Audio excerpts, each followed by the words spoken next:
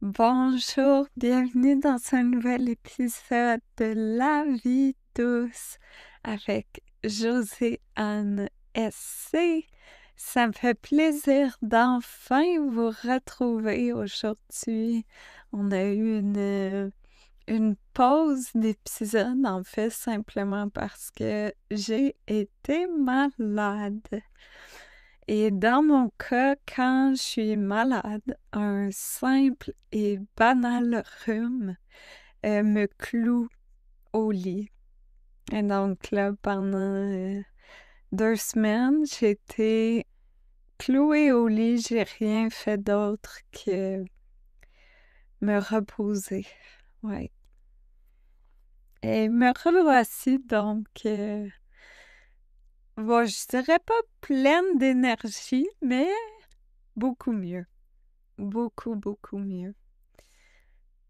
Je me demandais en fait de quoi vous parler aujourd'hui, puis ce matin, après avoir été reconduire ma fille à l'école, je suis arrêtée. Près de chez moi, il y a des sentiers en forêt et il y a un banc de parc qui est devant un magnifique lac, pardon. Et il y a plein, plein, plein d'oiseaux qui chantent. Le soleil brillait, c'était magnifique.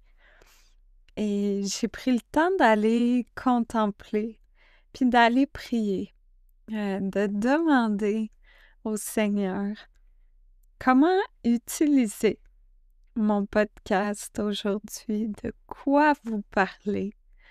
Et la réponse est venue très rapidement.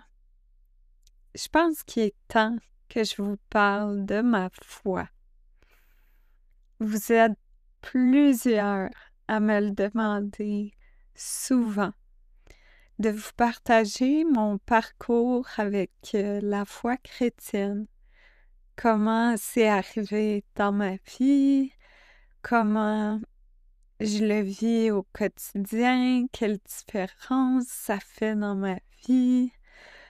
Et donc aujourd'hui, en plus c'est parfait, on vient de passer Pâques, qui est, comme dit un des pasteurs à mon église, qui est le Super Bowl des chrétiens. Donc, on va parler de tout ça aujourd'hui.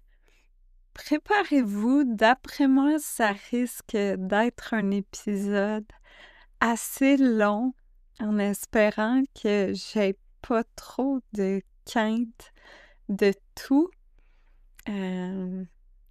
Ouais. Puis avant de commencer, je veux vous inviter à vous inscrire à l'infolettre La vie douce. J'en ai préparé une très belle pour samedi où en fait je partage un peu les défis du moment qui sont pas terminés, mais face auxquels j'ai beaucoup de paix. Ce qui n'a pas été le cas du tout dans les dernières semaines. Donc, c'est un petit peu le processus que je vous partage à l'écrit cette semaine. Donc, si vous n'êtes pas inscrit, allez-y, c'est gratuit, puis c'est une belle infolettre. J'y mets beaucoup d'amour. Vous pouvez vous inscrire sur mon site web joseannesc.com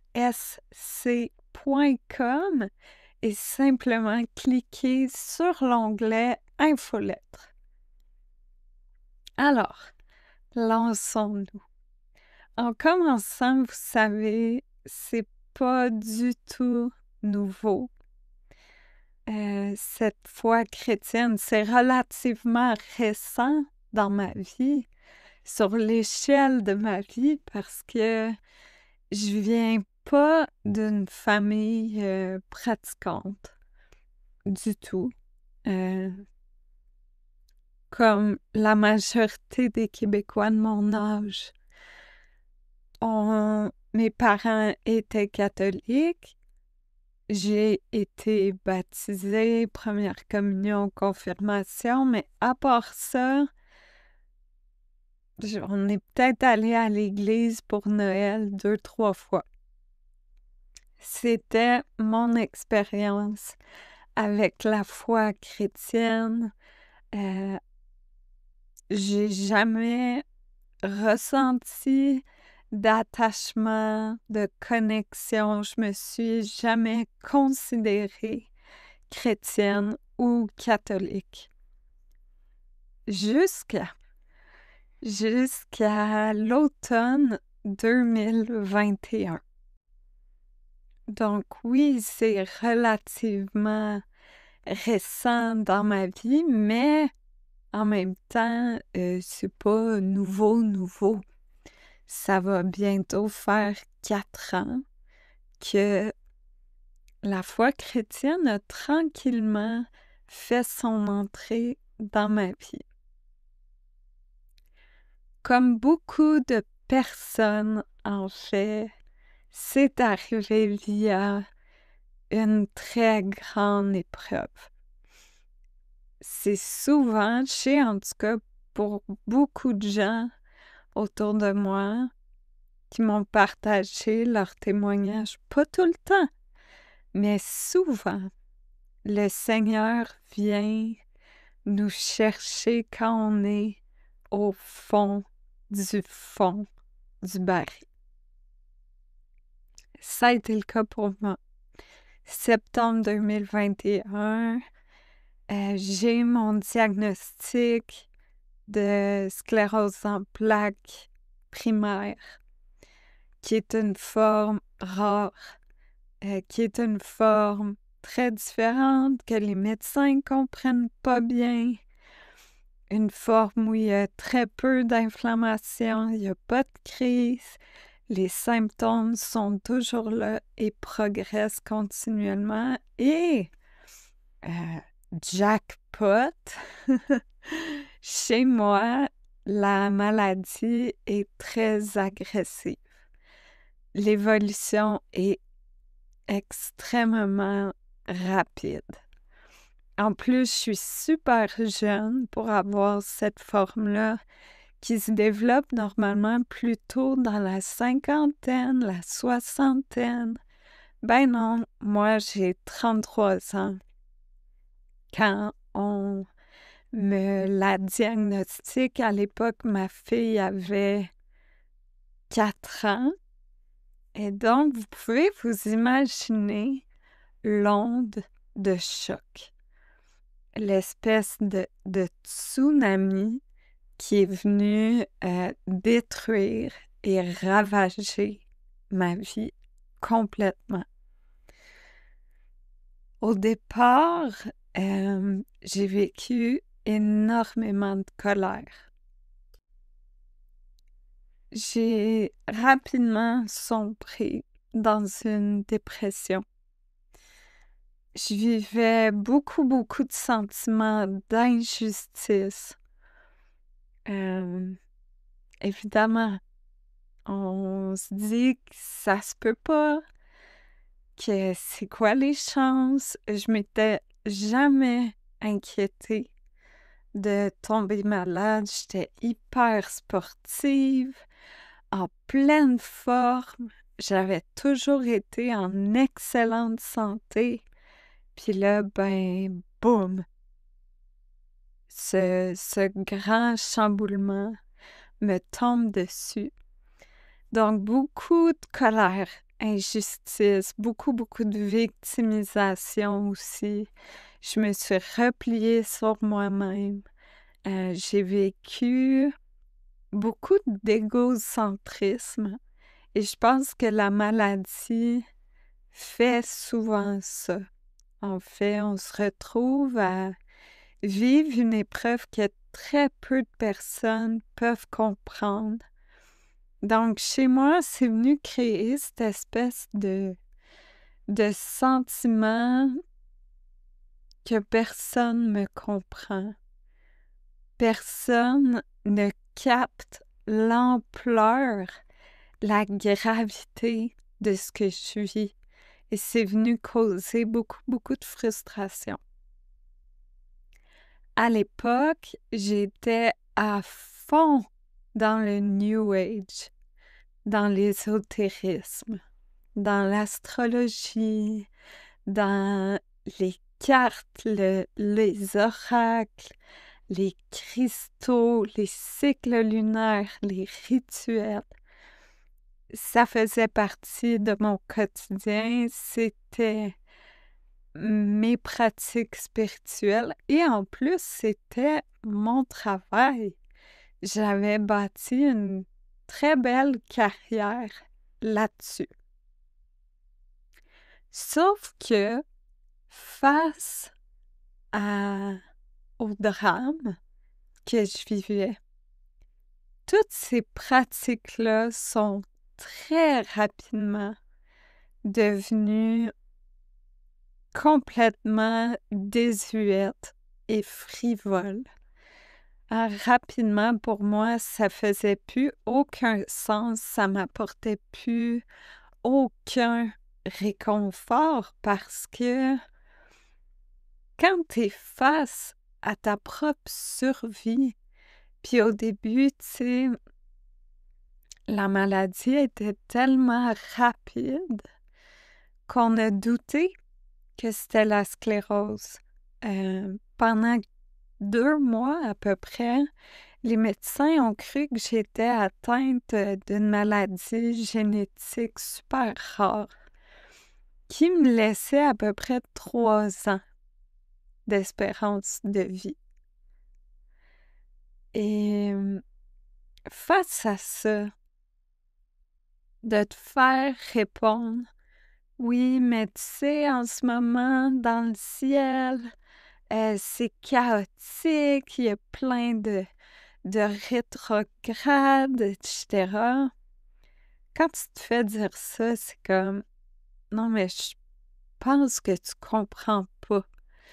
Je crois pas que c'est parce que Saturne est en train de faire je sais pas quoi qu'il y a ce diagnostic-là qui me tombe dessus. Ça fait pas de sens, ça apporte aucun réconfort. Au contraire, ça venait créer chez moi beaucoup de colère parce que ça me donnait l'impression que la personne minimisait complètement ce que j'étais en train de vivre.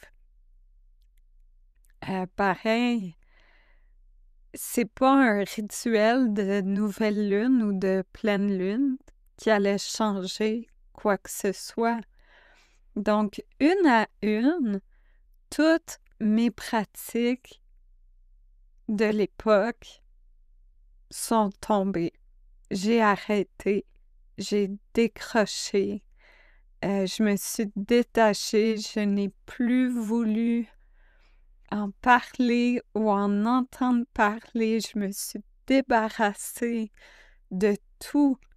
À l'époque, imaginez, ma maison était remplie de livres, de cristaux, d'oracles, de tarot, de décors, tout, presque tout autour de moi tournait autour de mes pratiques, tournait autour de l'ésotérisme. Et là, je sortais tout de chez moi, j'ai tout donné, je me suis débarrassée de tout.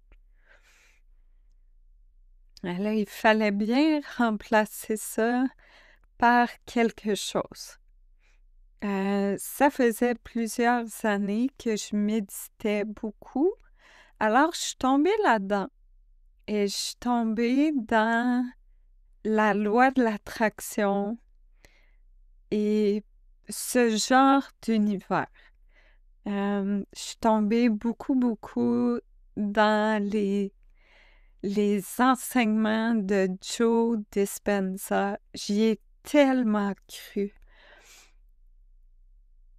Et ben là aussi, à un moment donné, ça fonctionnait plus.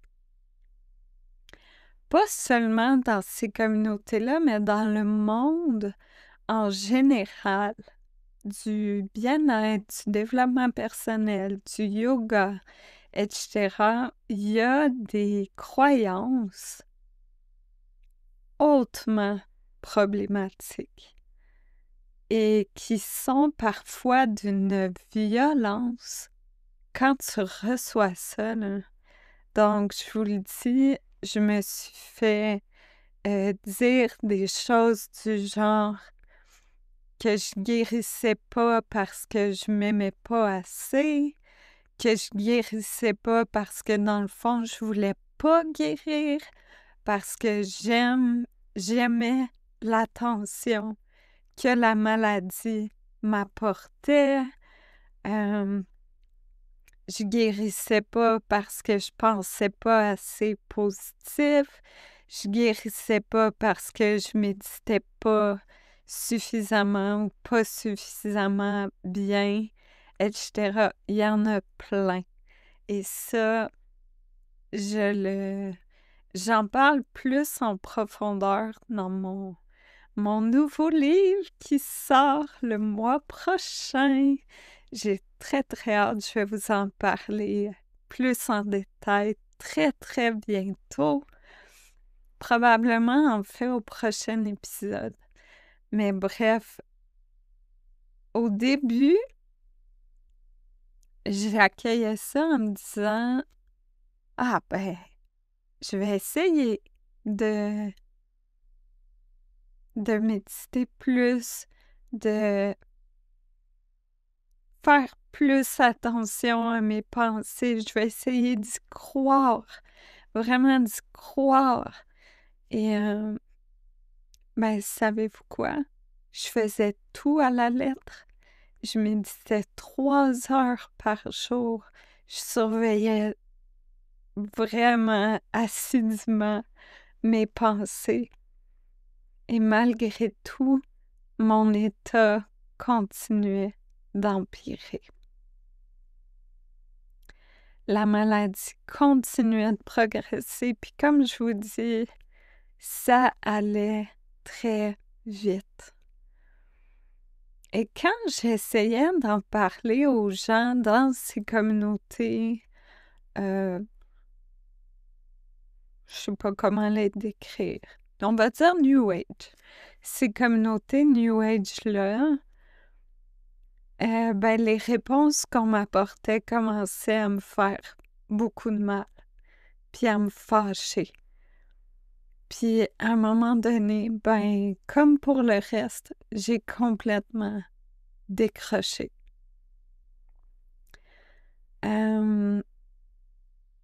Au travers de cette période-là, j'avais commencé à prier. Je savais pas à qui, mais je priais. Et à un moment donné, c'était à l'automne 2022. Ouais. J'étais couchée, puis je priais comme à tous les soirs. Sauf que ce soir-là, il y a une voix qui m'a clairement dit: prie à Jésus. Et sur le coup, j'ai trouvé ça très bizarre. Comme je vous disais au début, je viens pas d'une famille pratiquante. Moi, j'étais pas croyante. J'ai jamais eu de relation avec Jésus, avec Dieu. Donc, j'étais comme, qu'est-ce que c'est ça? Mais je me suis dit, ben, pourquoi pas? Franchement, j'ai rien à perdre. J'ai plus vraiment de pratique spirituelle. Qu'est-ce que j'ai à perdre d'essayer? Donc, je l'ai fait. Et vous m'avez peut-être déjà entendu raconter cette anecdote-là, mais ma première prière, J'ai commencé en disant Allô, Jésus, c'est Joséanne. On se connaît pas vraiment. Je sais pas comment ça fonctionne, mais me voici. Et j'ai prié comme ça en lui parlant pendant, je sais pas, une bonne trentaine de minutes. Et pour la première fois, depuis le diagnostic, mais j'ai envie de dire depuis toujours, la paix qui m'a envahie était indescriptible. Je n'avais jamais ressenti une telle paix. Donc, à partir de ce moment, je suis devenue chrétienne. Je me suis mis à tous les jours à prier à Jésus et à commencer à développer cette relation avec lui. À partir de là, je pense qu'une semaine plus tard, je laissais absolument tout tomber. Les dernières miettes New Age qui s'accrochaient, notamment avec justement la loi de l'attraction, Joe Dispenza. En fait, c'est comme si le Seigneur m'a montré que c'est pas vrai. C'est pas... Quand on se met à croire en Dieu, la parole de Dieu devient notre vérité. Et tout cet univers-là n'est pas la vérité, n'est pas cette vérité-là. Donc, assez radicalement, j'ai décroché de tout ça. Et à partir de là, ma seule et unique spiritualité est devenue le christianisme. Ma seule pratique concrète, ou mes seules pratiques concrètes, c'est devenu la prière, la lecture de la Bible, la contemplation, la gratitude, la présence, ce qu'on appelle les fruits de l'esprit, qui sont les fruits, les cadeaux du Saint-Esprit.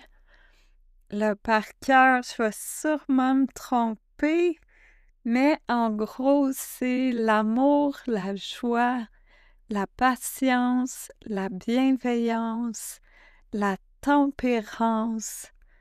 Il m'en manque. La gratitude. OK.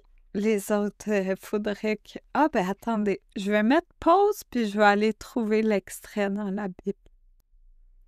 Alors, dans Galates 5, 22, et ça varie légèrement selon les versions, mais voilà.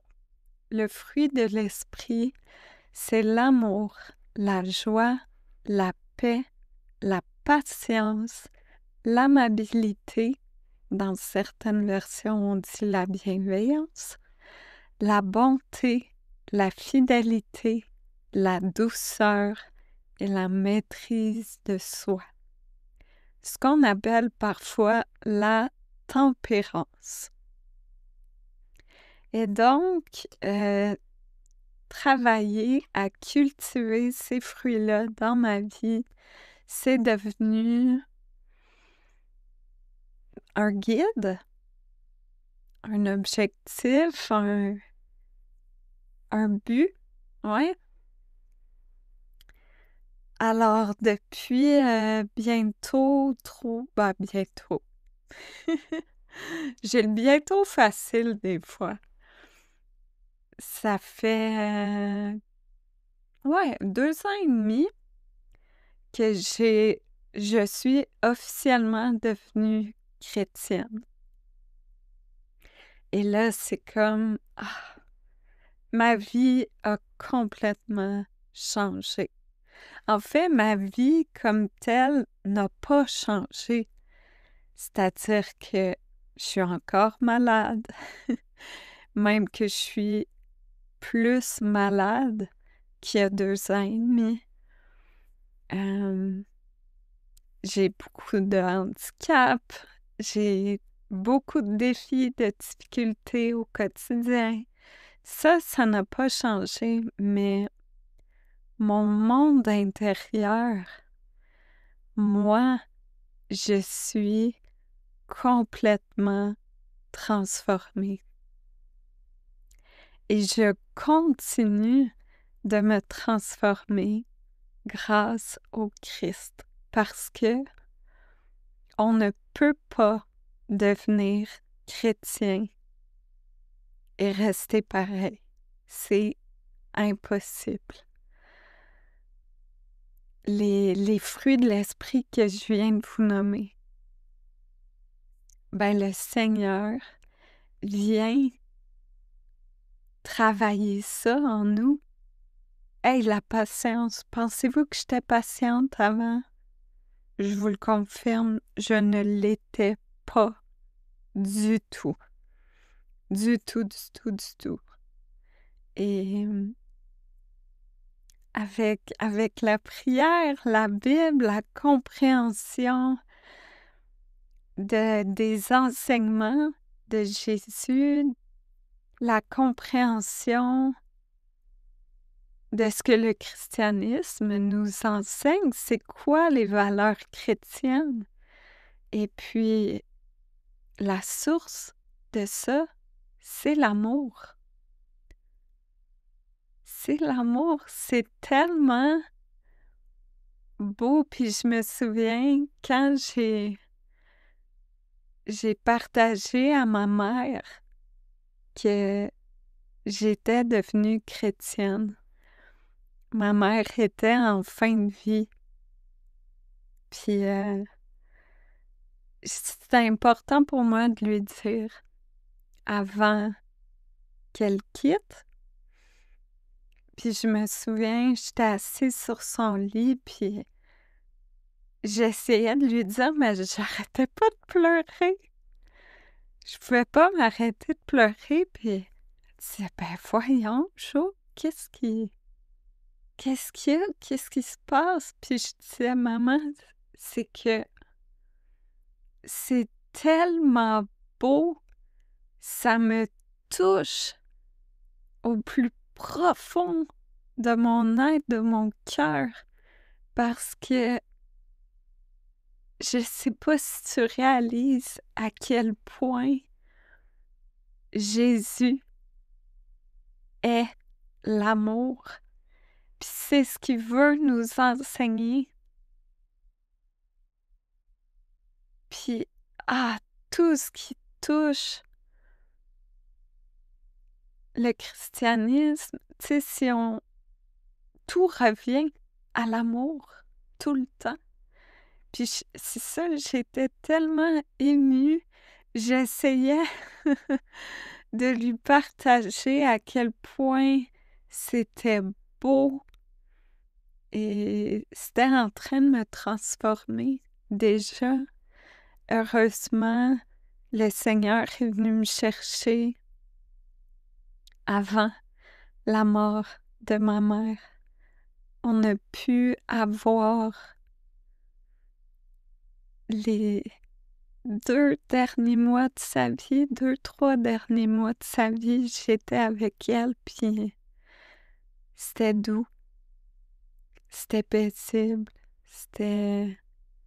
J'avais enfin réussi à lui pardonner. J'étais en paix. J'étais dans l'amour. Ah. Et donc, depuis, c'est ça, depuis 2 ans et demi, ben, c'est mon quotidien. Je prie à tous les jours, tous les soirs en me couchant. C'est ce que je fais. Souvent, je vais me coucher plus tôt pour avoir plus de temps pour prier. Je prie souvent aussi quand je suis dehors, quand je suis assise à l'extérieur, puis que je suis simplement en contemplation. Je vais en profiter pour prier, pour continuer la discussion avec le Seigneur. Euh, je lis la Bible. Ben, dans mon cas, je peux pas vraiment la lire, donc je l'écoute. Si vous aussi c'est compliqué de lire, j'utilise l'application YouVersion. Je pense que le petit icône, c'est écrit Holy Bible, mais l'application, c'est YOU, version, comme version. Et en fait, là-dedans, il l'a en français. Il y a quelques versions qu'on peut écouter en audio. C'est laquelle que j'écoute? Je crois que c'est Parole de vie parce que ben, c'est la seule qui est complète. Il y a d'autres versions de la Bible. Moi, celle que je voudrais écouter, c'est Louis II. Par contre, dans l'application, il y a juste certaines sections qui ont été enregistrées, donc j'écoute Parole de vie. Et j'essaie pas mal à tous les jours. Parfois, je vais l'écouter quelques minutes, parfois je l'écoute pendant des heures. Ça dépend des jours. Quand je suis allée au Mexique pour mon autographe de cellules souches, ça a été atroce. Et ça, d'ailleurs, je vais en parler dans ma prochaine infolettre. Bref, c'est tout ce que j'ai fait à peu près pendant que j'étais là-bas. J'ai écouté la Bible en boucle. J'ai écouté, je pense, 3 fois le Nouveau Testament. J'ai écouté les psaumes, bah, au moins une dizaine de fois. C'est tout ce que j'écoutais. C'est la seule chose qu'il y avait de réconfortant. Pendant que j'étais là-bas, j'ai passé beaucoup, beaucoup de temps en prière et à écouter la Bible. C'est un tel réconfort et ça transforme tout. Ça transforme notre cœur. Moi, ça a transformé qui je suis, mais aussi la mère que je suis. Ça transforme beaucoup ma parentalité. Je suis devenue quelqu'un de très patient, de très doux. Euh, Peut-être que vous croyez que j'ai toujours été comme ça parce que ce que je présentais en ligne à l'époque avait quand même beaucoup de joie, beaucoup de bienveillance dedans, mais dans mon quotidien, il y avait beaucoup, beaucoup, beaucoup de stress, de pression, de lourdeur, puis tout ça, ben, ça créait de l'impatience, de l'égocentrisme, de la brusquerie. J'étais vraiment pas tout le temps douce, vraiment pas. Ça met l'amour au centre de ma vie, la joie aussi. Jésus m'a appris à cultiver la joie, à être heureuse, même si presque tout va mal, même si le quotidien est difficile. Puis ça, franchement, je, je vous le dis, si j'étais pas devenue chrétienne, je crois pas que je serais encore vivante. C'est ce qui m'a permis, en fait, de faire la paix. Faire la paix avec ma réalité, et non seulement faire la paix, mais apprendre à l'apprécier. Pas à apprécier la maladie, là, pas du tout. Je l'haïs. Je l'haïs, la maladie.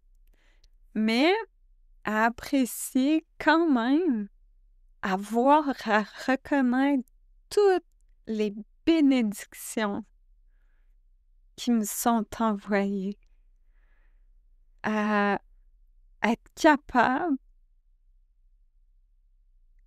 de reconnaître les petits cadeaux du quotidien. Puis il y en a à tous les jours.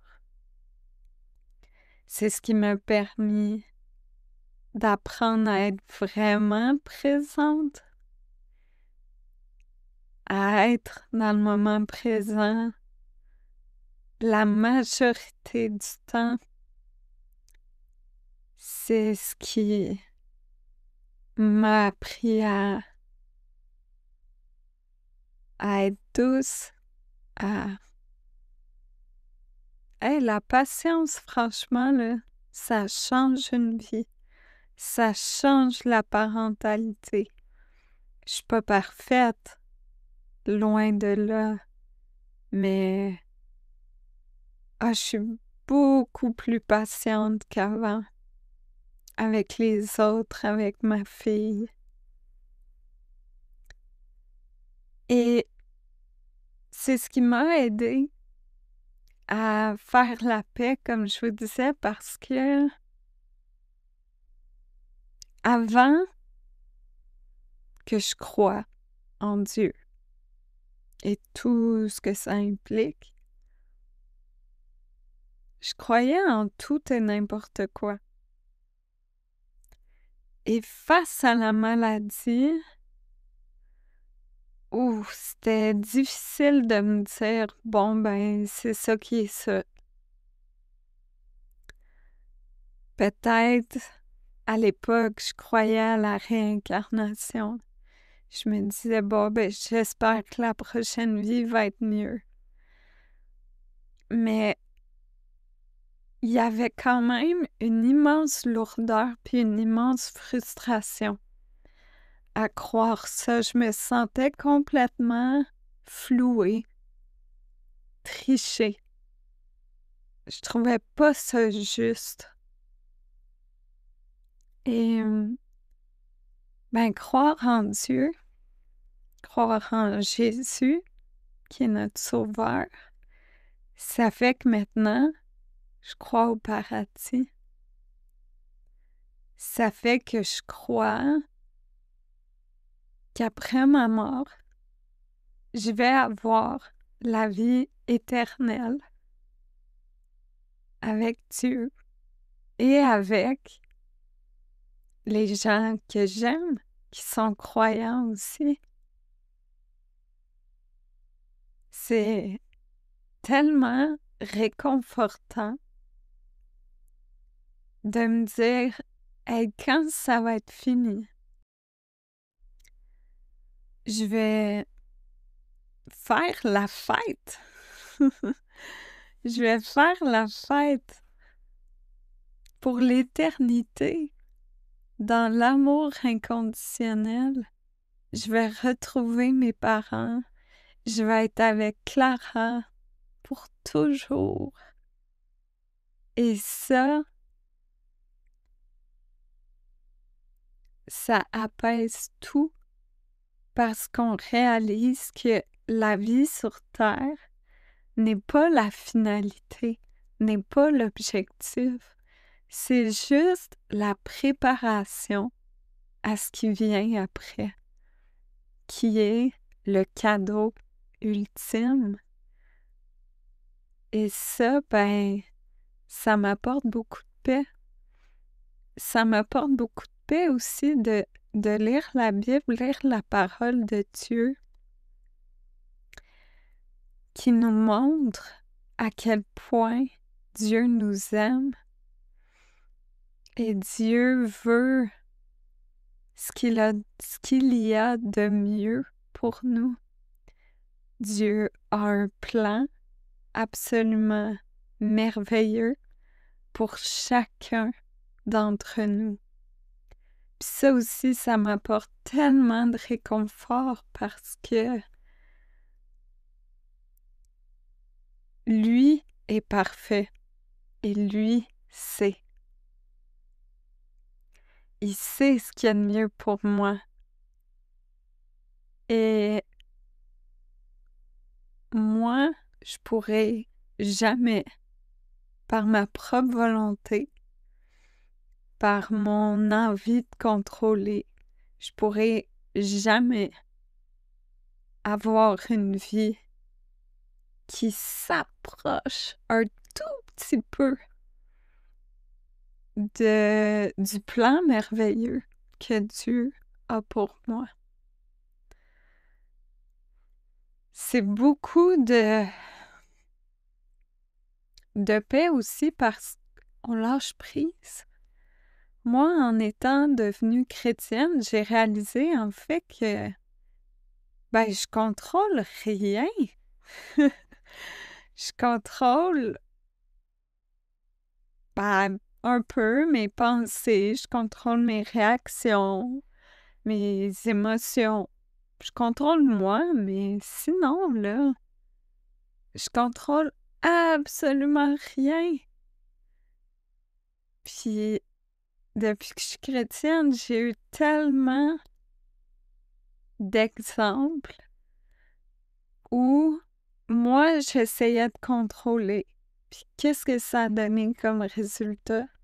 Ça m'a stressée, ça m'a épuisée, je me suis trompée, ça a causé de l'anxiété, j'ai perdu du temps, de l'énergie, parfois des relations, versus quand je lui fais confiance, puis que je lui confie mon fardeau, je lui confie mes problèmes, que je suis à l'écoute, que je lui obéis.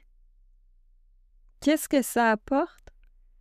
Premièrement, une immense paix, un lâcher-prise, de la joie malgré l'adversité. Ça nourrit l'amour dans mon quotidien. Et généralement, ben, il y a des résultats en plus. Mais le résultat pour moi qui est le plus flagrant, c'est l'apaisement, c'est la paix intérieure qui est présente. Et parfois, parce que bien sûr, je suis humaine puis je suis pas parfaite, puis il y a des périodes où les épreuves s'accumulent, puis là où je suis comme « Hey Seigneur, là, je trouve pas ça drôle, c'est pas le fun, est-ce que je peux avoir du répit, s'il te plaît? » Et que, voulant me sortir le plus rapidement possible du trop plein d'inconfort, j'essaie moi-même de contrôler les choses. Heureusement, ça dure pas longtemps.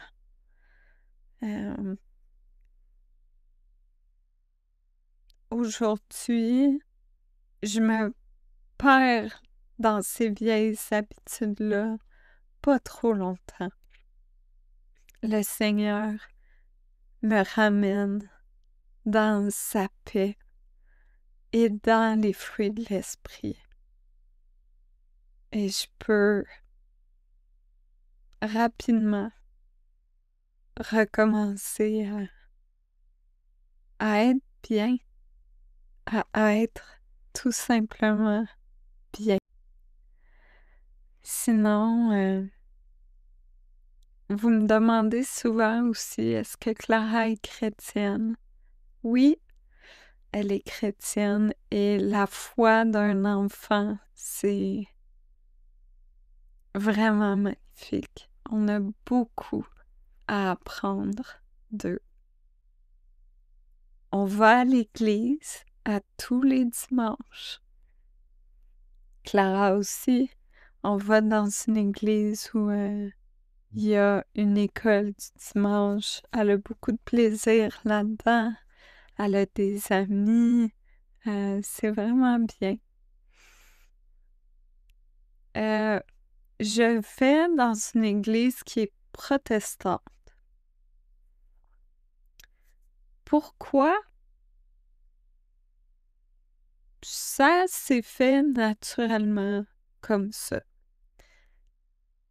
Dans certaines branches protestantes, moi, mon église est baptiste, mais il y a certaines personnes qui vont juger, dénigrer les catholiques. C'est pas du tout mon cas. Moi, je crois qu'on sert le même Dieu et que c'est ça qui est important. Après que tu prennes un chemin un petit peu différent pour te rendre au Seigneur, ben, ça t'appartient. Puis c'est pas mieux ou moins bien. Ouais, ça s'est fait assez naturellement. Je me suis fait parler de cette église-là un petit peu par hasard, puis je me suis mis à écouter les prêches en ligne, puis ça me parlait vraiment beaucoup. Fait que j'ai continué. Mais je sais pas ce que l'avenir me réserve dans ma relation avec Jésus. Est-ce que je vais migrer vers une autre branche chrétienne ou rester dans cette branche protestante baptiste? On verra, on verra. Mais chose certaine, ce qui est important, c'est ma relation avec Dieu, puis ça, ben, ça ne changera pas. Depuis 2 ans et demi, ça ne fait que s'approfondir. C'est absolument magnifique. Sinon, quoi vous dire d'autre? J'ai la foi. J'ai une confiance absolue en Dieu. Je lui confie tous mes problèmes. J'ai la certitude qu'il prend soin de nous, qu'il veut ce qu'il y a de mieux pour nous. J'ai pas peur grâce à lui.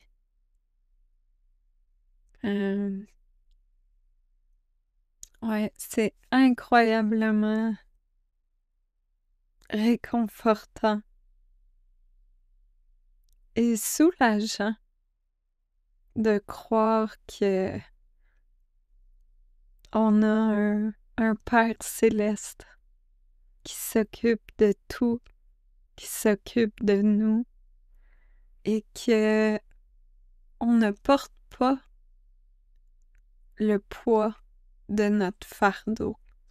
On peut tout lui confier et on peut avoir absolument, absolument confiance en lui. Ouais, j'ai une foi qui est extrêmement solide, très forte. Elle s'est pas construite dans le monde des licornes.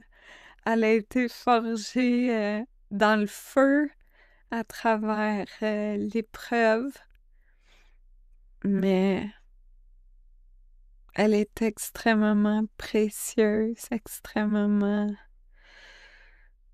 belle. Ouais. On a un bon Dieu qui a un bon plan. Et après, on s'en va faire la fête éternelle avec lui. Donc, alléluia.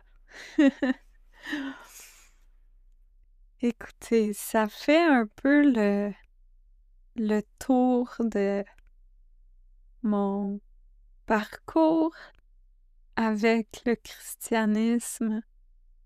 J'aimerais beaucoup étudier en théologie, éventuellement, mais parce qu'il y a tant à apprendre, à savoir, à comprendre. Juste le christianisme, il y a tellement de branches différentes qui servent toutes le même Dieu, mais qui ont chacune leur propre nuance. Puis ça aussi, je trouve ça hyper intéressant. Ouais, je me dis, quand ma vue sera assez bonne pour que je lise facilement, que mes tremblements auront diminué suffisamment pour que j'écrive facilement, je, je vais aller étudier la théologie pour le plaisir, pour moi-même, pour approfondir mes connaissances puis ma relation avec lui. Mais en attendant, ben, je continue de prier beaucoup et d'écouter la Bible et d'être curieuse, d'écouter des prêches, d'écouter d'autres chrétiens, d'être ouverte, d'être dans l'amour, comme Jésus nous enseigne. Aimez-vous les uns les autres. Si vous avez des questions, je vous invite à aller les écrire. Vous savez, le podcast il est aussi sur YouTube. Il se publie automatiquement sur ma chaîne YouTube. Probablement que l'endroit le plus facile pour lire vos questions, ça va être en commentaire sous cette vidéo, entre guillemets, qui est simplement un audio. Donc, peut-être que je pourrais faire d'autres épisodes pour répondre spécifiquement à vos questions. N'hésitez pas. Si vous êtes curieux, curieuse, pas encore chrétien, mais que vous commencez à avoir cette ouverture-là, moi, ce que je vous invite à faire, c'est de prier. Mettez-vous à prier à Jésus. Confiez-lui vos problèmes, vos questionnements, vos inquiétudes.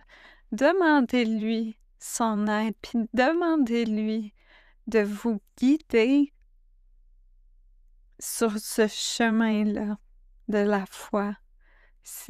Tout revient toujours à lui et il n'y aura jamais rien de plus important que votre relation avec lui, avec Dieu. Donc, vous pouvez commencer en toute simplicité, dans le secret même, si vous n'êtes pas prêt à en parler. Il n'y a personne qui est obligé de savoir que vous priez à Jésus. Vous pouvez prier en silence dans votre tête. Personnellement, je préfère à voix haute parce que je me perds moins dans mes pensées, mais allez-y comme vous voulez. C'est simple, faites juste prier. Et j'en profite pour remercier, je sais qu'il y a beaucoup de chrétiens qui m'écoutent, puis il y en a beaucoup parmi vous qui prient pour moi, pour ma santé, ma guérison. Je veux prendre le temps de vous remercier du fond du cœur pour ça, puis j'ai confiance. J'ai confiance.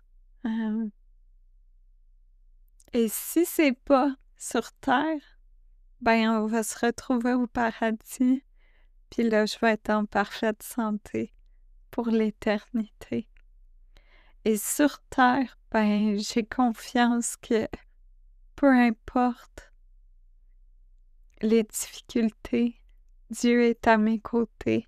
Dieu prend soin de moi. Et ça va aller. Ouais. Merci beaucoup d'avoir écouté l'épisode. Puis on se retrouve dans 2 semaines pour le prochain épisode. Prenez soin de vous. Soyez bénis.